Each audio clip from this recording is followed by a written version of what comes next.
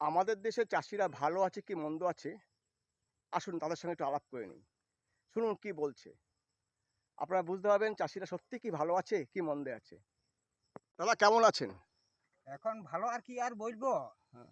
এখন আমরা চাষি লোক সারের দাম এক, এই অনেক কিছু মানে এরকম আলু পেঁয়াজ সবই দাম।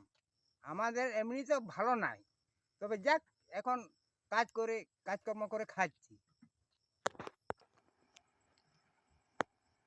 বলুন, তারপর আপনার কোনো অবজেকশন থাকলে কিছু আছে?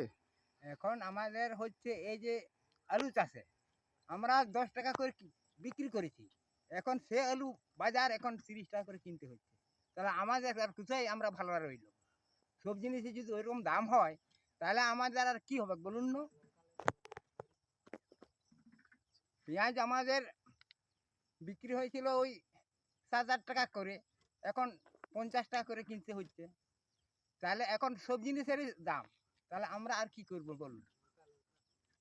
আচ্ছা, তাহলে আপনাদের সব জিনিসই বিক্রি করার পর আপনার কিনতে হচ্ছে বেশি দামে। হ্যাঁ, বেশি দামে কিনতে হচ্ছে। আচ্ছা। আমাদের কোনো জিনিসেই লাভ নাই। আমরা ওই খাটে খাটে আমরা মরে গেলাম। আর আমাদের ওই দেখার জন্যে কোনো লোকেই নেই যে সাহায্য করবে, সেটা নাই আমাদের।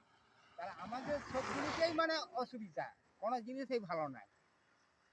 ধন্যবাদ দাদা, আপনার কাছে মুখ থেকে শুনলাম হ্যাঁ। চাষিদের বক্তব্য।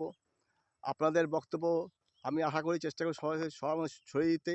আপনাদের জানি না কতদূর করতে পারবো, তো চেষ্টা করব সবাই আমার সোশ্যাল মিডিয়ায় এটা পোস্ট করব এবং আবার আশা আশা করি আমাদের সবাই শুনবেন এটা এবং আর শেয়ার করবে ব্যাপারটা। আপনাদের যে চাষিদের যে করুণ অবস্থা রয়েছে এখন, সে বুঝতে পারবে, কারণ আপনারা পুরো জল নির্ভর, প্রকৃতির উপর নির্ভর করে বেঁচে আছেন এবং প্রকৃতি আজকে দুদিন ধরে বৃষ্টি হচ্ছে বলে চাষটা করতে পারছেন।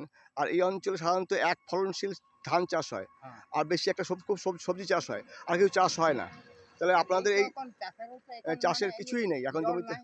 জল এখন এত বৃষ্টি হওয়ার পরে জল নেই। তাই আমাদের জল নাই। ঠিক আছে, আসলে শহরের তো গাছপালা সব কেটে দিচ্ছে, তার প্রভাব তো গ্রামেও পড়বে, যার জন্য আপনাদের ক্ষতি হচ্ছে বেশি করে, কিন্তু আপনাদের বোঝার কেউ নেই। তাই না। আপনাদের কাছ থেকে এই বক্তব্য নেওয়ার জন্য আপনাকে আন্তরিক কৃতজ্ঞ। আপনারা ভালো থাকবেন, আনন্দ থাকবেন, এইটুকুই। মনে আনন্দ রাখুন, কি আর করা যাবে, কিছু করার নেই। ধন্যবাদ আপনাকে।